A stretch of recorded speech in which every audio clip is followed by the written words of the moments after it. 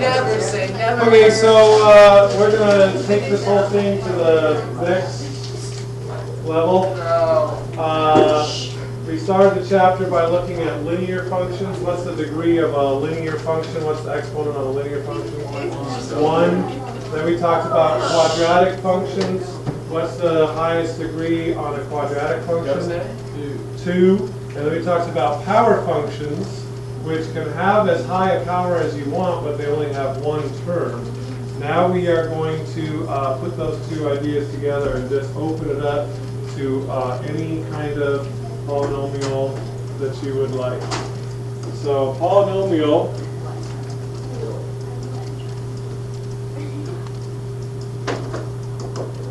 is something that looks like this. But is that sub n? Uh-huh. It is so confusing. Wait, is that A? A sub n. So this is the very first term of the polynomial, which is going to be some number times x to a power, plus another number times x to a power that might be one less, and then you keep going down until you get to x to the first, and then a plain old constant term. Okay. I feel like I'm really confused. an minus 1, and so forth. No pausing. No. Are called the coefficients of the polynomial.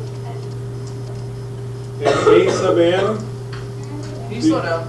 because it goes in front of the highest degree, is called the lead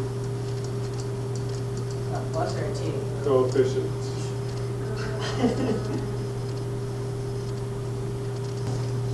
Okay, so let's take a look at a. Okay, let's pause.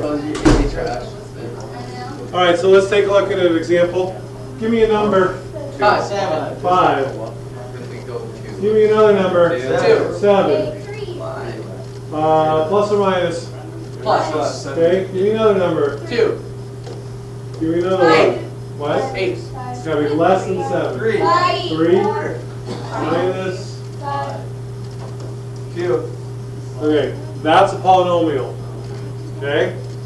These are the a sub n minus 1, a sub n minus 2, and so forth. Those are the numbers that go in front of the variable. And then these are the things. So these guys right here are called the coefficients. 5, 2, negative 4, and 7. And this one right here, since it's in front of the number with the highest power, is called the lead coefficient. That's it. Okay? So 2 is the x cubed coefficient. So why do we have to write down all these weird stuff that we don't even know what's going on? Negative 4 is the x coefficient, and 7 is called the constant term. Okay? Do we have to write that? Morse code. No. The Morse code just was to throw you off the scent. Oh, we weren't supposed to write that. So you could write that, absolutely. I didn't write it.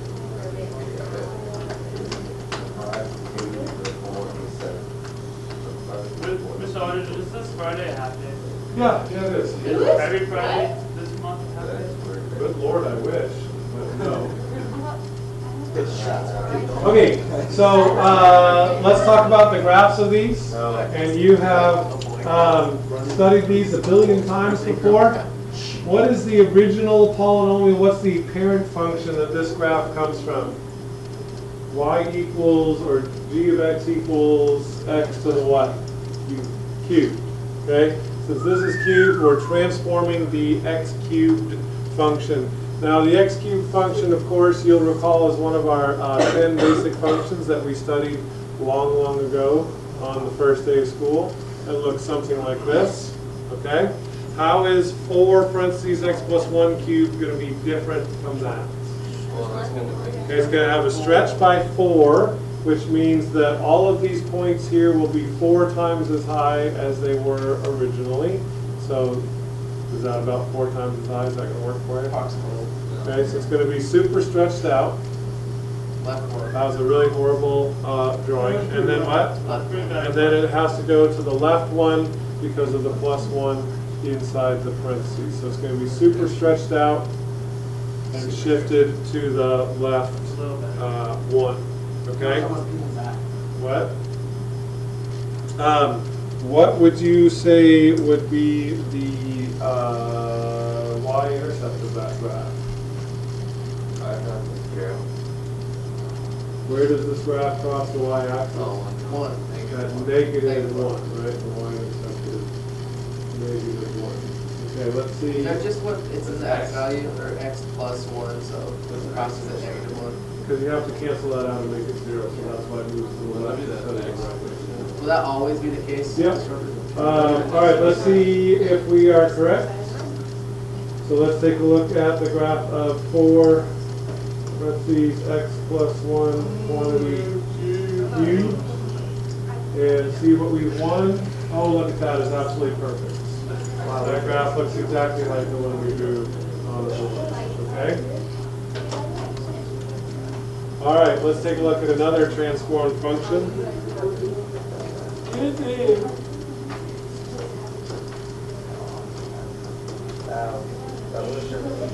Okay, what is this? A transformation of, what is the original thing that I'm dealing with here? X to the 4th. X to the 4th. Does anybody know what x to the 4th looks like? That is not one of our 10 basic functions. Can we take a guess? Sure, take a guess. Well, Line out. is it gonna be, Are you swimming through nothing else's class? yeah, No, it's an even function, so it really basically looks like a parabola, but it's a flatter parabola than x squared. Okay?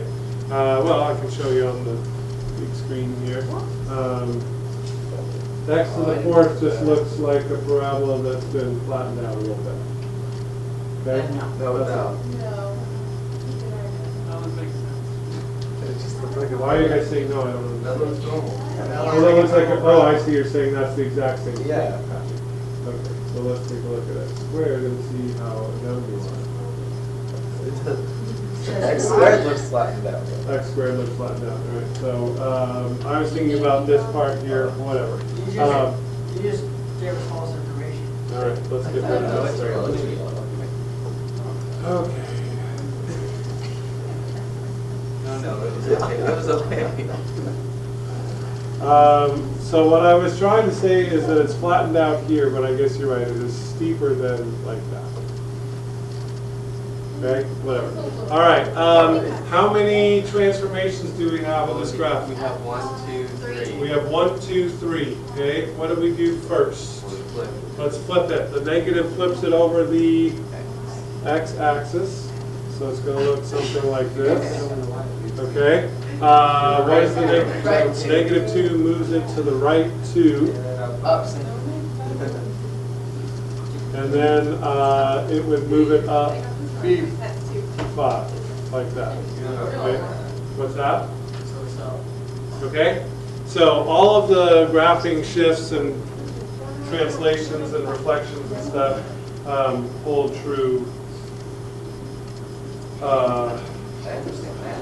Okay, with these graphs as well. Okay, then this is something that we talked about before in advanced algebra last year.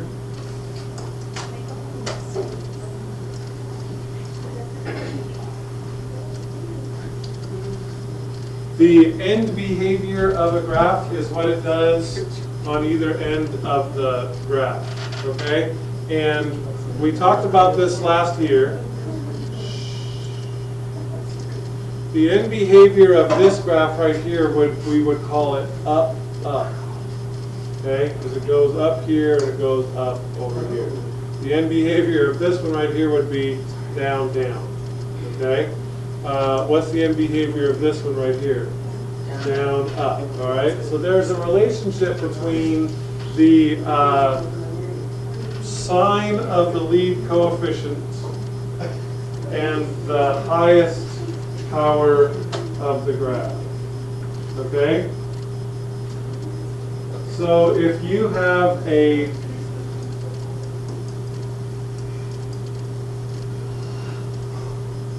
let me write this in a shorter way.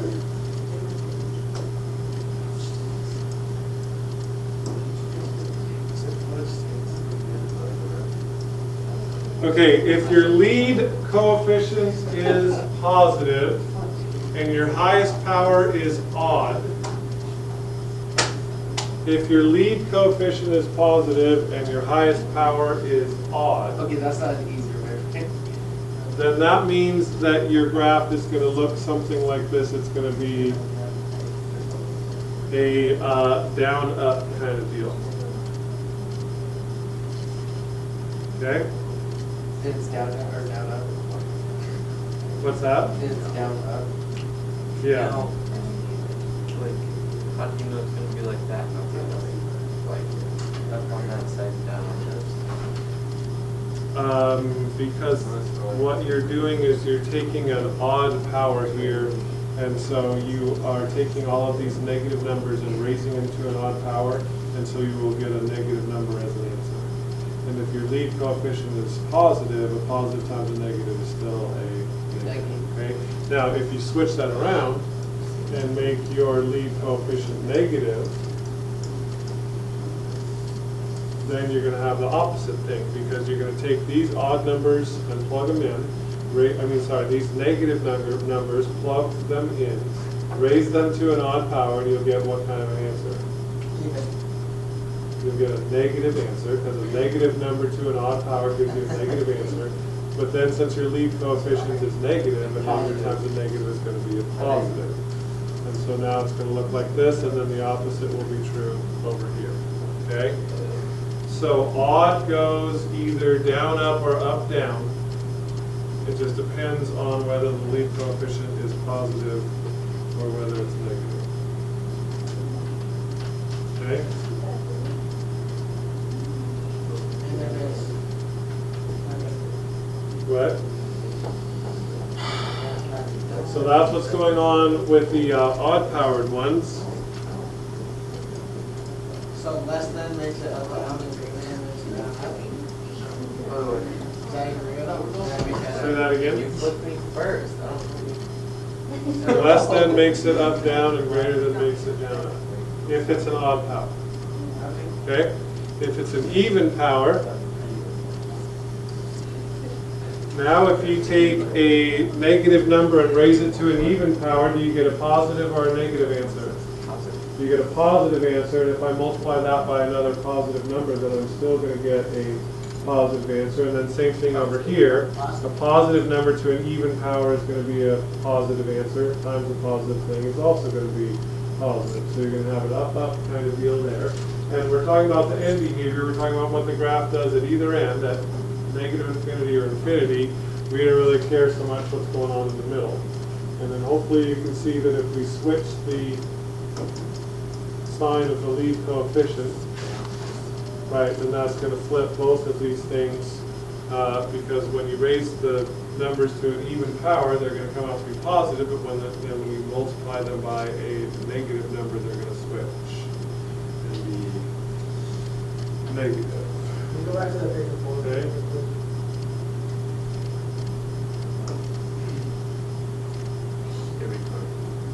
It's true. It's true. Uh-huh.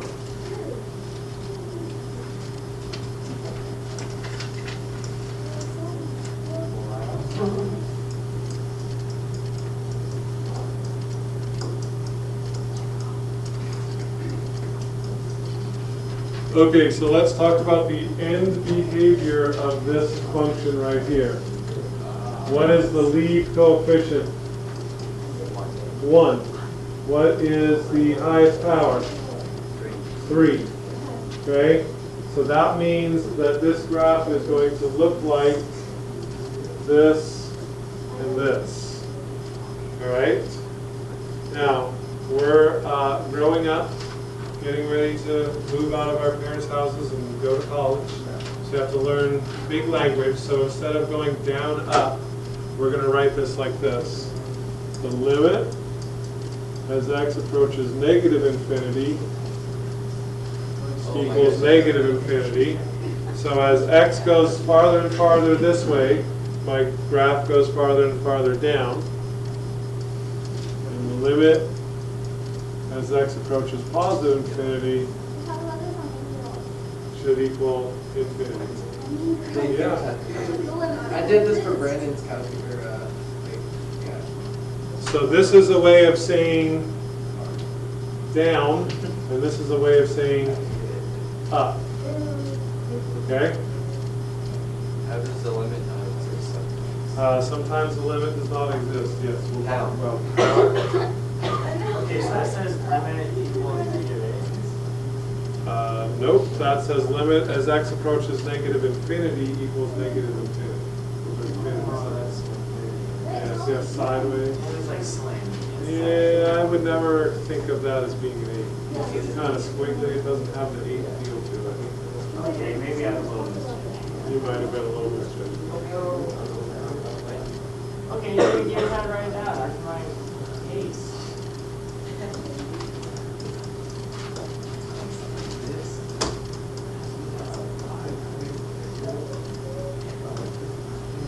Okay, so what's this going to look like?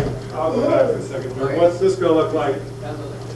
2, 4, up. That one is going to be an up, yes, because the highest power is even, and the lead coefficient is positive, and so it's going to do something like this and something like this.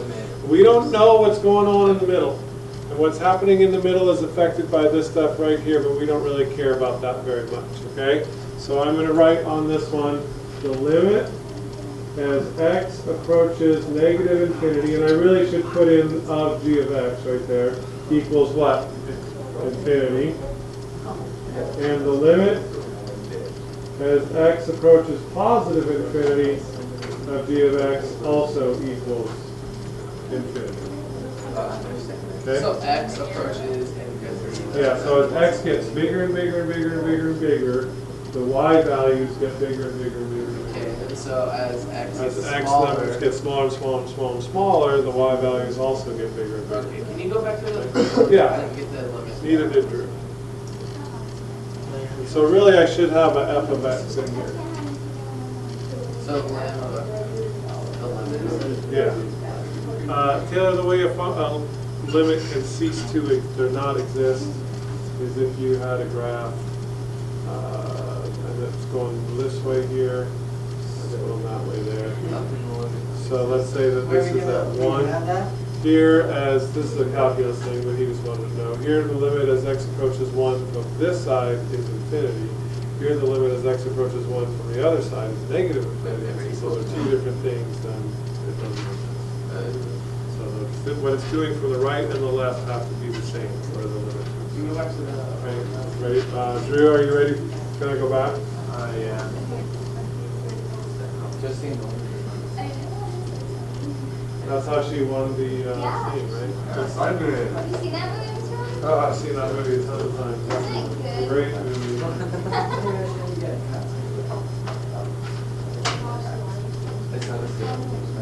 Don't change. The Douglas hypothesis. Are you gonna write down the assignment? Mm-hmm. Okay, after that, could you go back? Yep. Behind